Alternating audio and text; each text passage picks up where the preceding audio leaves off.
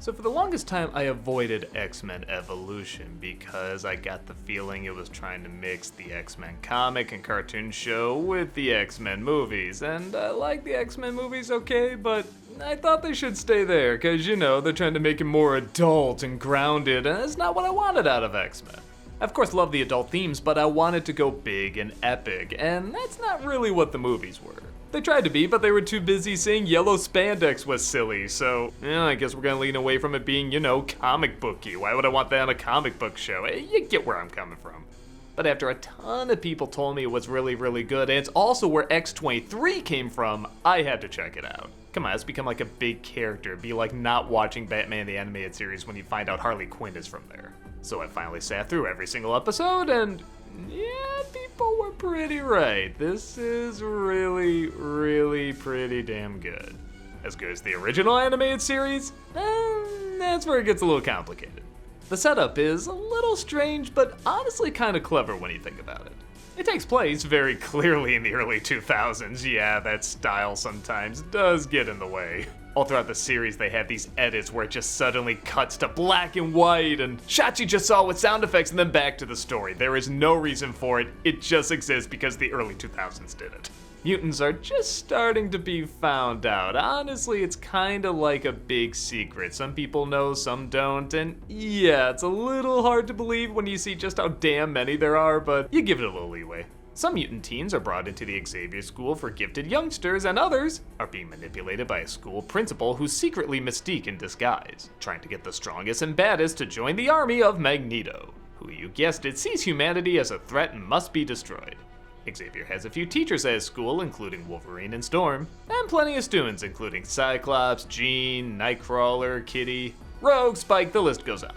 One of the interesting things is while yes, Xavier does have a school, it's mainly for mutants and it's mainly just teaching them about their powers. The kids still do go to a regular school, where they not only have to interact with humans, but also the bad mutants, the one that Mystique is trying to make an army out of.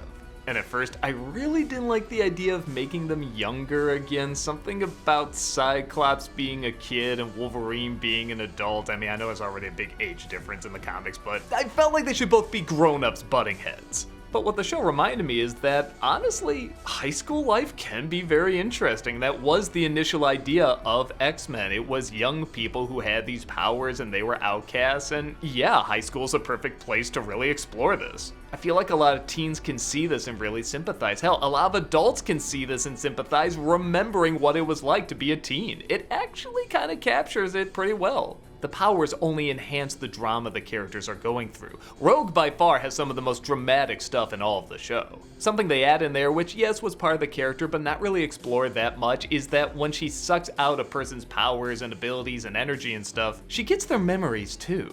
And in one episode, she loses control and just starts changing into all the people she's ever touched. That is so goddamn clever. That's like commentary out of a monster movie, because you can read a lot into that.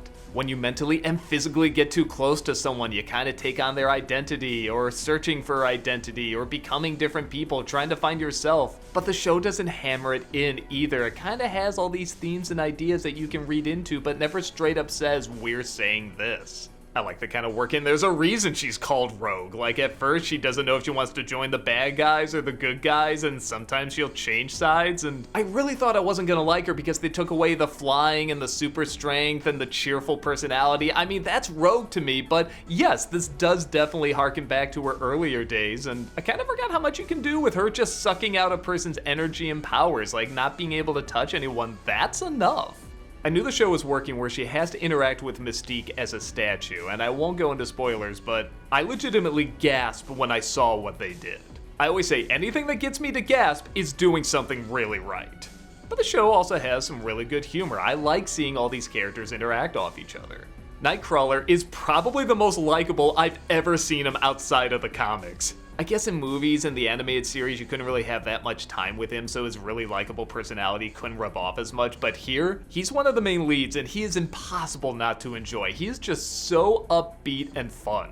He gets in trouble, but he's not a brat. He's always looking on the bright side of stuff, even when things are going to shit, and it's really infectious. Most of the characters are like that. Even if you start off not enjoying them that much, you eventually will. I was shocked how invested I was getting with Cyclops and Jean, two of the most boring characters I never got into in X-Men, but I really like how Jean is always trying to find the peaceful path, and sometimes it works, sometimes it doesn't, but she always gives it a shot. She always wants to talk it out, and she's good at it, but she has her limits too. I also really like seeing Cyclops grow. I feel like they were trying to do this in X-Men Apocalypse, where they have him kind of like this badass rogue, like, oh, I don't play part of the team, whatever. But there, that made no sense, because it's just a movie. In a show, you can really explore this, and it is fun seeing him be kind of this cocky, know-it-all jock who eventually, over time, has to learn some real responsibility and become a leader. I really love when he finally does start butting heads with Wolverine, and yeah, you feel this definite change, and you kind of see, oh, like, this does kind of make sense, and you see where this rivalry kind of started. And they do have different ways of going about things, and you see where they come from. With that said, there are a few characters that are weirdly kind of sidelined. Okay, not weirdly because any character is sidelined, there's a lot of characters, but I bizarrely felt Wolverine and Storm didn't get much attention. Like, they're there and they'll get an occasional episode about them, but compared to other shows, movies, and comics, I didn't feel like they got a ton of attention. But in a weird way, that's kind of refreshing. It's not like we're short of Wolverine material. There is literally a show called Wolverine and the X-Men. I really like we're focusing more on these side characters. Oh my god, I totally forgot Boom Boom was a thing. Hell, I forgot Act-Force even existed. And it's really fun seeing these characters interact off each other. At first I thought I was really gonna get turned off by the constant love triangles and people just kind of flip-flopping from one mate to another, but then again, that is kind of high school. They'll kind of put two random characters together you wouldn't think would go together, and yeah, you're right, they don't. But they're very clever at not dwelling on it too long and just showing the interesting stuff. Sometimes when a young couple breaks up, it can be heartbreaking, but other times it's like, yeah, nah, didn't work, I'm on to the next person already. And it's surprisingly believable. The villains are also a lot of fun. I really love the Brotherhood is kind of like a frat house and they mess up everything, and they're legitimately pretty funny. Mystique has a principle at first I really didn't like, but then again, the more I thought about it, it does make sense. This is not a bad way to get a lot of impressionable young mutants together to exploit them for your own evil needs. And Magneto is legit kind of creepy in this. Whenever he shows up and you don't see his face and you hear that deep booming voice, it's rather intimidating. Some of the voices start off a little shaky, like I remember Kitty Pryde kind of sounded a little weird and Xavier sounded a little weird, but as time goes on, they do get better. Some characters I feel like they just didn't know what to do with after a while, like Spike is kind of tossed out of the X-Men after a while, which is weird, he's been there for several seasons. This is some of the earlier Marvel media to actually use an expanded universe. You actually do get to see Nick Fury in this, and S.H.I.E.L.D. and some of this other stuff that you don't really see outside of the comics, but nowadays everybody knows what they are.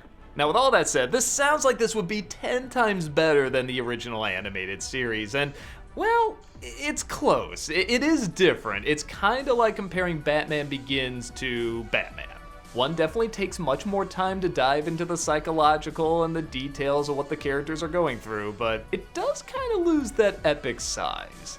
When X-23 shows up, for example, it's a great setup, and man, she's like this clone of Wolverine, and she's like this little kid, and she's going back and forth between she wants to be a little kid, but she also wants to be a weapon, and you don't always know if she's gonna be good or bad, or if she's crying, is she really crying, or is she just trying to trick someone? But she's only in like 2 episodes. And at the end of the episode, when Wolverine figures this out, oh my god, here's this clone, it's practically my daughter, it just kind of ends with him playing dodgeball with everyone, saying, oh, well, I've learned a lot. And yeah, that doesn't feel right. The original animated series crammed in a lot of information, but they did have to sacrifice a little bit of character for that. Yes, the characters were going through a lot, but you couldn't take as much time as a show like this does, where they really will let someone just kind of sit there and be with their emotions. It was kind of like Clone Wars, the story drove the characters. Here, the characters drive the story, but it is still an animated kids show that has to squeeze in a lot of characters and a lot of fighting and a lot of bullet points that people want to see in a comic book kids show. And it doesn't always juggle it that great. For example, there's a whole season, hell, I'd even argue a couple seasons, that's building up Apocalypse. Okay, I love that. That's really good build-up. But when you actually get to him and the big finale with him, it's okay. Where in the original animated series, when they have to do a big finale, it was a big finale. It felt big, it felt epic, everything felt earned. I was really impressed to see Asteroid M was in this. Oh my god, it was so cool to finally see that on a TV show, but it's built up, then just kinda taken out in an episode or two, and never comes back. I get the feeling there were a lot of talks behind the scenes of where the show should go and in what way it should go there and which characters to focus on and everything, which, yeah, it's expected, that's part of a TV show, but because we were so used to so much being crammed into the original animated series, it always felt big. This one felt more emotional, but not really large in scale. Even the final episode is kind of a series finale, but also kind of saying, hey, if you want another season, everybody, we can do it. We got ideas. Which obviously never happened. And it is a shame. I would have liked to have seen this explored even more. But yes, don't get me wrong, I'm still really recommending this, especially if you're an X-Men fan. It kind of juggles all X-Men media in one show, including the movies and the original animated series and years of comics. Hell, their end credits is a send-up to their old trading cards. That is a crazy detail. But yes, there are gonna be slip-ups here and there and some things that don't connect, and that does stop it from having that epic feel, even though there are times where it can feel pretty big, but not epic big. I'm still gonna think back to the original animated series when I think of X-Men. What is X-Men? I think of the comics, like the Jim Lee stuff, or I think of the animated series. Like, that's it in a nutshell for me. But this is an interesting experiment that really does pay off, almost like it's trying to combine all the things you know about X-Men, but still make something new as well. You can't really point to this X-Men and say, oh, that's the movie, or oh, that's the Jim Lee version. No, it is uniquely its own thing, but it does have so many echoes of so many other different types of X-Men, and I really do appreciate it for that. If you're into X-Men, it's absolutely required viewing. If you're not an X-Men fan, I don't know if it's gonna win you over, but it might. I can definitely see kids and teens really getting into it. I don't know how many new adult fans would really gravitate towards it, but you never know. It's worth a shot. I could definitely say after all these years, I'm so glad everybody recommended it to me. And if you're an X-Men fan who hasn't checked it out, report to the Danger Room immediately.